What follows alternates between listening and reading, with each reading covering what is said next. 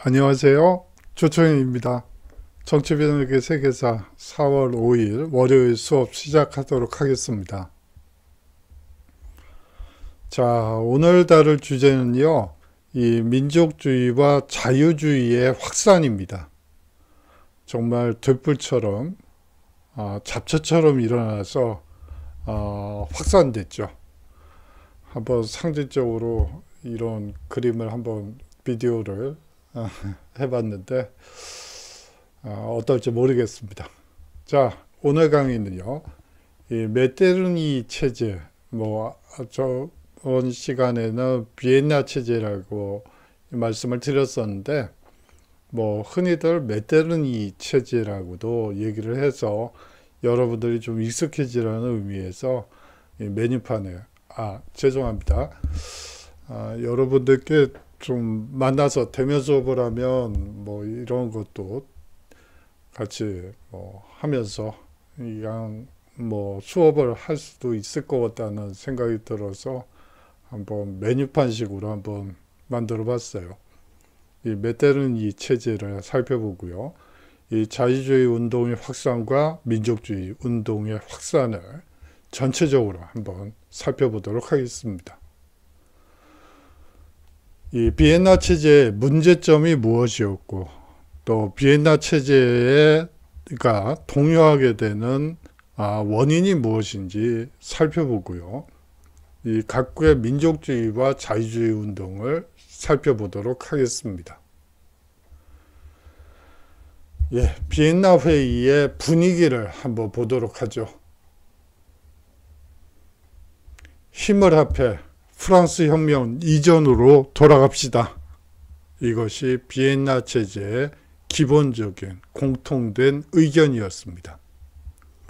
사실상 나폴레옹은요, 각 나라의 국경선을 없애거나 마음대로 정하고 친인척을 국왕으로 내세웠죠. 그래요. 나폴레옹 마음대로 이제 국경선을 없애거나 마음대로 또 정하기도 하고요. 그 정해진 곳에다 친인척을 국왕으로 내세우는 그러한 전략을 구사했습니다. 이 프랑스 혁명의 영향으로 신분제와 절대왕정에 저항하는 자유와 평등에 대한 시민들의 목소리가 높아졌는데도 불구하고 이제 프랑스 혁명 이전으로 돌아가자고 얘기했던 것이죠. 사실상 유럽을 우리가 보통 절대왕정으로 복고를 얘기를 하지만 제가 봤을 때는 신분자 사회로 되돌리려 했다는 게 더 큰 문제였습니다. 다시 말하면 프랑스 혁명 이전의 구체제로 다시 돌아가자. 즉 신분제 사회로 되돌리려고 했던 것이 이 메테르니 체제의 문제점이었던 것이죠. 오스트리아 제상 메테르니히는 비엔나 회의를 주도하게 됩니다. 이 비엔나 회의에 참석한 참가국들은 대부분 자유와 평등은 평화와 안정을 위협하는 위험한 생각이라고 생각을 하고 정통으로 돌아가야, 즉 과거의 신분제로 돌아가야 한다고 얘기했던 것이죠. 국왕과 신분제 등 지배계층의 명예와 힘을 되찾고 싶어 했다는 것이 이 비엔나 체제의 특징 중에 하나입니다. 이 전승국 오스트리아 입장을 한번 보도록 하죠. 이 오스트리아와 폴란드, 체코슬로바키아, 북이탈리아, 루마니아와 같은 여러 민족과 나라가 모두 합쳐진 이 합스부르크 제국을 유지하길 바라고 있었습니다. 만약 이 합스부르크가의 민족주의가 스며들어 민족마다 자유, 즉 독립을 주장하면 이 합스부르크 제국 자체가 붕괴될 아주 최악의 시나리오가 만들어지는 것이죠. 유럽 각국은 자유주의와 민족주의를 내세우는 이 프랑스 혁명 정신이 널리 퍼져나가지 못하도록 막으려고 노력했습니다. 이 위험한 사상, 자유와 평등이라는 위험한 사상을 색출하기 위해서 비밀 경찰의 수를 늘리고 책과 신문 등 언론을 감시하는 검열 제도를 강화했죠. 다시 말하면 출판, 언론의 자유를 박탈했다고 볼 수가 있습니다. 이러한 이 비엔나 체제, 즉 메테르니 체제는 스페인 반란을 통해서 한번 동요가 일어나게 되죠. 이 스페인이 사실상 부르봉 왕가가 복고되게 됩니다. 자, 이 스페인의 전통 왕실도 아니고 이 부르봉 왕가가 다시 복고되게 되는 것이죠. 1820년 에스파냐에서는 남아메리카로 파병할 예정이던 군인들이 반란을 일으키게 되는데요. 원래 이유는 이 형편없이 낮은 급료와 대우였습니다. 이모군란과 우리나라 조선 사회에 있었던 이모군란과 그다지 다르지 않은 이유로 반란이 일어났다고 보시면 됩니다. 근데 이 군인들의 이 반란에 이 시민의 자유를 요구하는 여러 계층들이 합사하게 되면서 이 국왕은 시민의 자유를 일부 인정해주는 헌법을 승인하게 되죠. 유럽 각국은 이 헌법이 가까운 여러 나라의 혁명 사상을 자극할 것이라 생각하고 프랑스가 직접 나서서 스페인으로 군사를 보내 반란 세력을 억누르고 새 헌법을 파기시킵니다. 문제는 이탈리아 북부였습니다. 이 비엔나 체제, 메테르니 체제를 동요시킨 지역이 바로 이 북부 이탈리아였죠. 1821년 북부 이탈리아에서 오스트리아의 혹독한 억압에 맞서 소요가 발생하게 됩니다.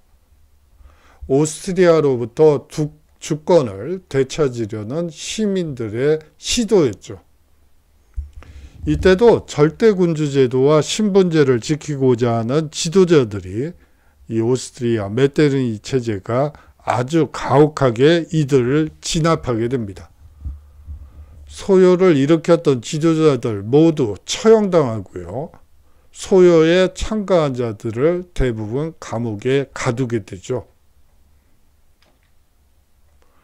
이 12월달 일명 데카브리스트 봉기가 러시아에서 일어나게 됩니다. 1825년 자유주의를 내세우는 반란이 발발하게 되죠. 죄송합니다.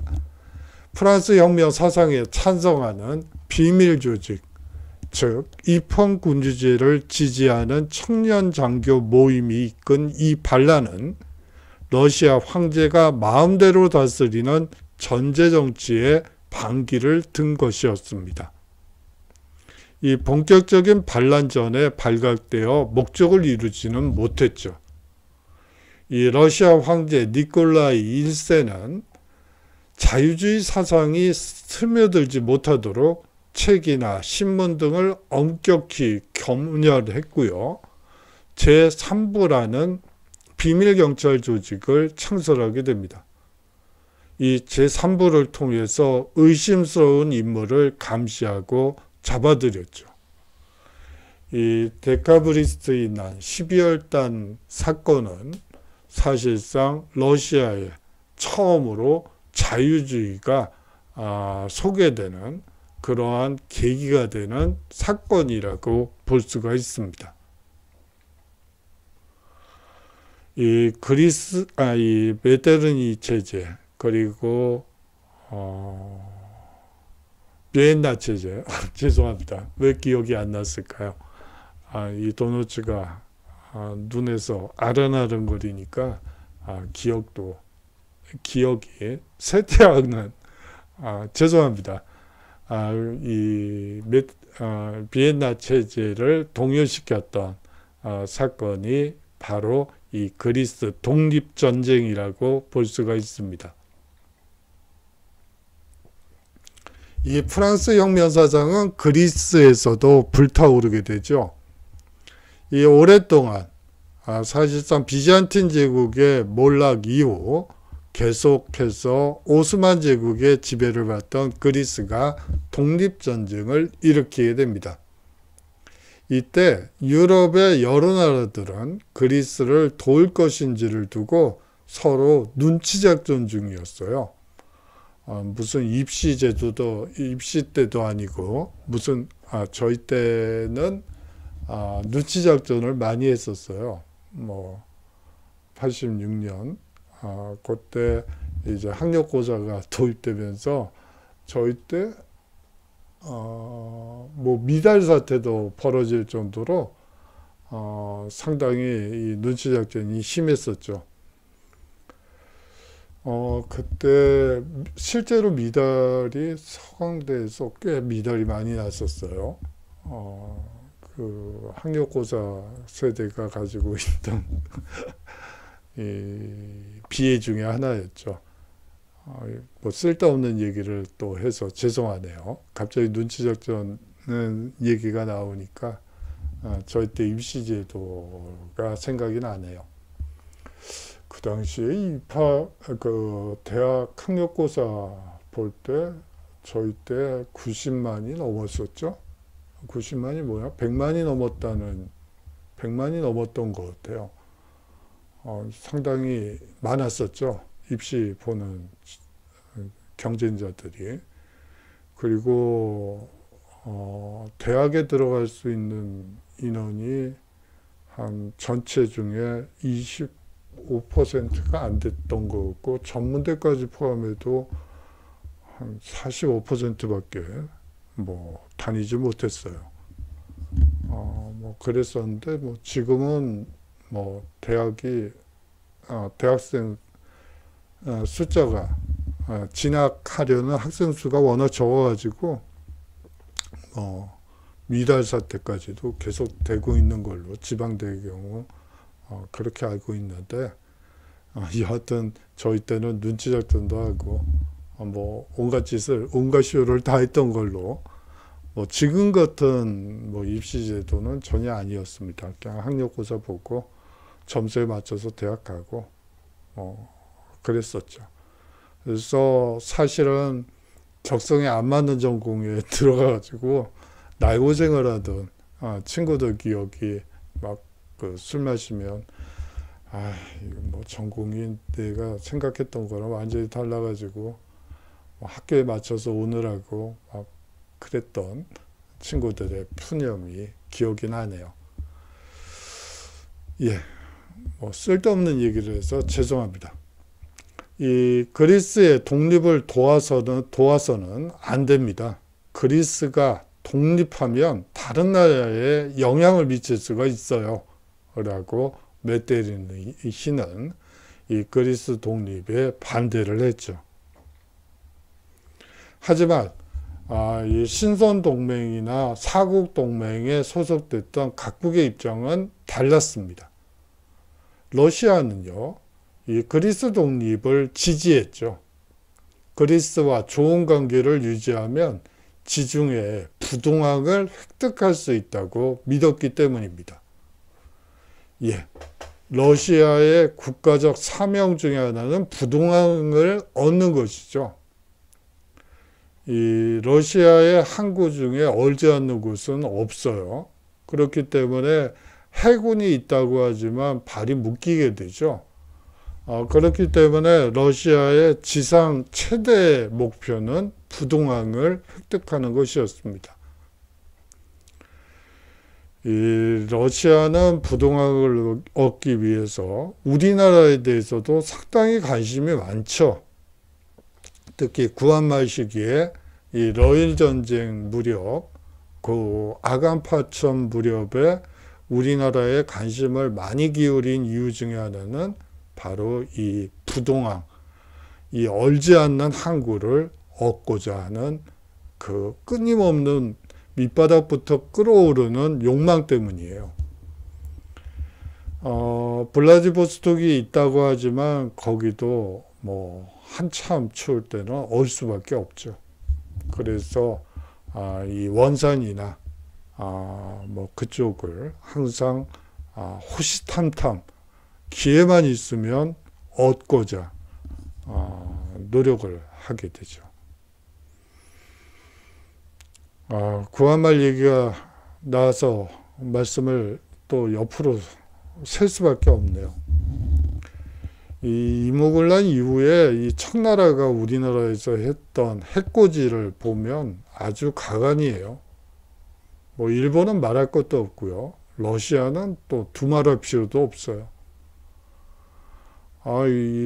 참 우리 주위에는 옆으로 봐도 뭐 뒤로 봐도 앞으로 봐도 이 덩치 큰 놈들밖에 없어가지고 이게 참 걱정이에요. 뭐 여하튼 그렇습니다. 여하튼 이 부동항을 획득할 수 있다고 믿었기 때문에 그리스 독립을 지지할 수밖에 없었죠. 이 러시아가 항상 국가 제일 목표는 이 부동항을 얻는 것이다 라는 부분이고요. 거기에 비해서 영국과 프랑스는 러시아가 지중해로 나오면 큰 위협이 될 거라 판단하고요. 러시아 견제를 위해 그리스의 지원군, 그리스 독립을 위한 지원군을 파병하게 됩니다.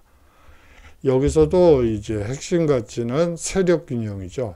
러시아가 이제 지중해나 서유럽으로 진출하는 것을 최대한 억제하기 위해서 영국과 프랑스는 이제 그리스 독립을 지원하고 지지하게 됩니다. 사실상 국익 앞에 메테르니가 빈 회의에서 주장한 반민족주의, 반자유주의 정책은 서서히 무너질 수밖에 없었던 것이죠. 자, 부르봉 복고 왕정을 살펴보도록 하겠습니다. 여기서 말하는 부르봉 복고 왕정은요, 앞서 얘기했던 스페인 부르봉 왕조하고는 다른 거고요. 여기서 말하는 것은 프랑스 부르봉 복고 왕정을 말합니다.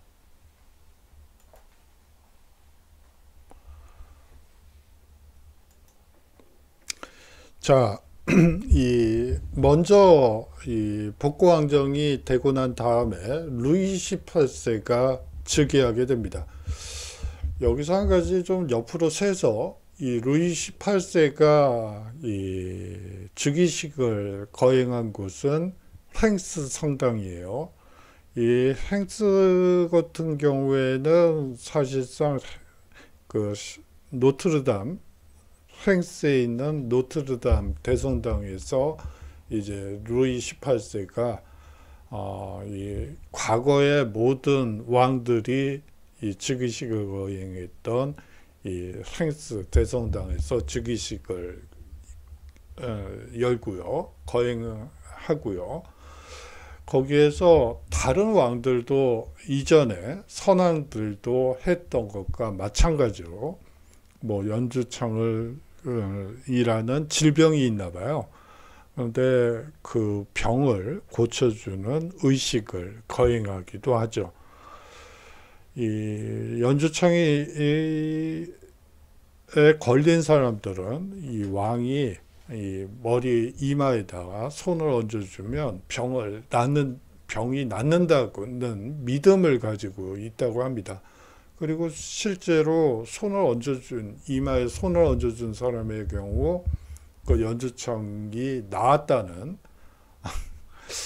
참 이상한 일인데 여하튼 그런 의식이 거행됐다고 해요.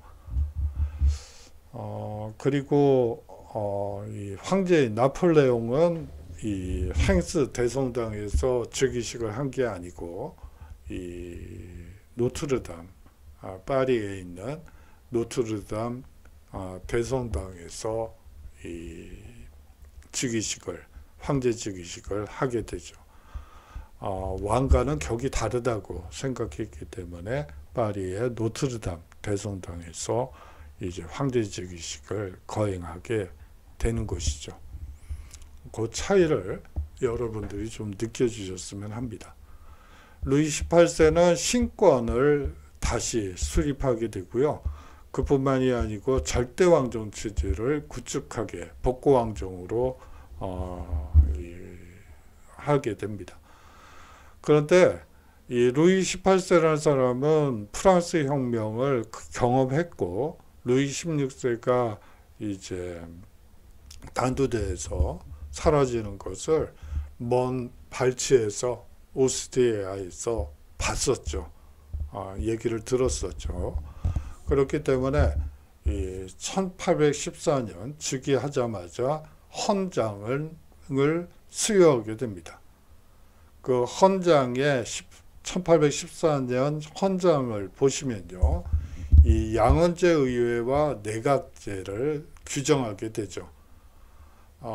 그리고 언론, 사상, 신앙의 자유와 재산의 불가침성 등을 규정하게 됩니다. 이 헌장이 보장하는 자유 덕분에 정당 활동도 가능했었죠. 이 당시 좌파에는 1789년에 자유에 충실한 자유주의자들, 중도파에는 헌장에 충실한 적용을 바라는 헌법 옹호자들, 그리고 우파에는 이 혁명에 의한 토지 개혁을 불법으로 보고 구제도를 다시 부활시키려는 망병 귀족과 성직자들의 왕당주의자들이 포진하고 있었습니다. 다시 말하면 루이 18세 체제에서는 사실상 정당활동도 가능하고 언론, 사상, 신앙의 자유가 가능하고 이 재산의 불가침을 규정함으로써 망병 귀족들에 의해서 버리고 갔던 땅들을 이 돈을 주고 샀던 사람들의 재산을 보호해주는 이 체제를 구축했다고 볼 수가 있습니다. 프랑스 혁명이 규정했던 여러 이 특징들을 그대로 유지할 수 있게끔 이 루이 18세는 이 1814년 헌장을 통해서 안정화시켰다고 볼 수가 있겠죠. 사실상 이 복고왕정 체제 하에서 이 두 명의 왕이 있었죠. 루이 18세와 그 사후 샤를 10세가 있는데요. 사실상 그 권한은 막강했습니다. 이 국민 주권론을 거부하고요. 이 모든 행정권은 물론이고 법률 발의권까지 국왕이 독식했습니다. 상원은 국왕이 임명했고요. 하원 역시 매우 제한적인 이 납세 유권자, 이 말이 좀 여러분들 개념이 헷갈릴 것 같아요. 이 납세 유권자 투표 방식에 의해 선발됐는데요. 이 세금을 얼마 냈냐에 따라 참정권이 결정되게 됩니다. 이 사실상 이 체제는 뭐 일반 백성들은 거의 투표권이 없다고 보면 되고요. 이 상층 부르주아나 귀족들이 투표권을 가지고 있다고 보시면 이해가 빠를 것 같습니다. 사실상 세금을 얼마 내느냐에 따라 이 참정권의 숫자도 달라져요. 뭐 예를 들어 세금 100만 원을 내면 1표, 1000만 원을 내면 10표, 1억을 내면 100표, 뭐 이런 식으로 이 납세 세금을 얼마 냈느냐에 따라 참정권이 결정됐죠. 거의 이제 세금을 못 내는 하층들의 경우에는 이 투표권이 없다고 보시면 됩니다. 하지만 더 큰 문제는 샤를 10세의 즉위와 더불어 귀족들과 구급파들이 구제도를 복귀시킬 수 있다는 확신을 가지게 된 데서 비롯됐죠. 샤를 10세는 즉위 전에 다음과 같이 얘기를 합니다. 영구관과 같은 조건으로 국왕이 되느니 차라리 숲에 가서 도끼질이나 하면서 살겠다. 그렇게 얘기를 하죠. 그러면서 귀족들과 구급파들은 구제도를 이 샤를 10세를 즉위시키면 당연히 복권시킬 수 있겠다라는 확신을 가지게 되죠. 자, 마지막으로 샤를 10세의 복고 정책을 살펴보도록 하겠습니다. 이 부르주아 계층이 낸 세금을 바탕으로 망명 귀족에 대한 보상 정책을 법안으로 제시하게 됩니다. 자, 부르주아들이 뼈 빠지게 일해서 열심히 번 돈으로 낸 세금을 가지고 망명 귀족에 대한 이 빼앗긴 땅에 대한 보상 정책을 법안으로 제시했던 것이죠. 이 샤를 10세를 거부하는 자유적 의회를 해산하게 되고요. 요거는 다음 주에 이제 수요일 날 강의에서 보다 더 구체적으로 얘기하도록 하겠습니다. 신문과 언론에 대한 탄압을 강화시킵니다. 아울러서 선거법 개정을 실시해서 반동 정치 현상은 드디어 이 1830년에 7월 혁명을 발발하게 하는 결정적인 계기가 됩니다.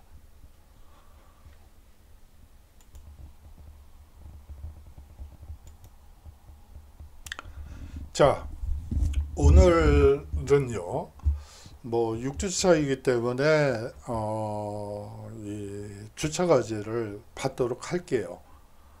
두 가지 메뉴를 준비했습니다. 1820년대부터 비엔나 체제가 흔들리기 시작하는데요. 그 이유에 대해서 한번 여러분들이 한번 A4 한 장 정도로 작성해 주시면 좋을 것 같습니다. 다음으로 이 자유주의와 민족주의 운동이 들불처럼 번졌음에도 성공한 경우보다 실패한 경우가 더 많았어요. 그 이유가 무엇인지 뭐 수업 시간에 약간씩 약간씩 말씀을 드리긴 했었습니다만 종합적으로 여러분들께 말씀은 드리지 않았어요. 왜냐하면 이 주차 과제에 포함되기 때문에 좀 조심조심 말씀을 드렸죠. 왜 성공한 것보다 실패한 경우가 더 많았을까요? 한번 여러분들이 한번 좀 정리를 해주셨으면 하는 바람에서 오늘의 주차 과제에 포함시켰습니다. 메뉴에 포함시켰어요. 자, 그 시험과 관련된 공부는 뭐 아직도 안 오고 있네요. 뭐 한 학교에서만 왔어요.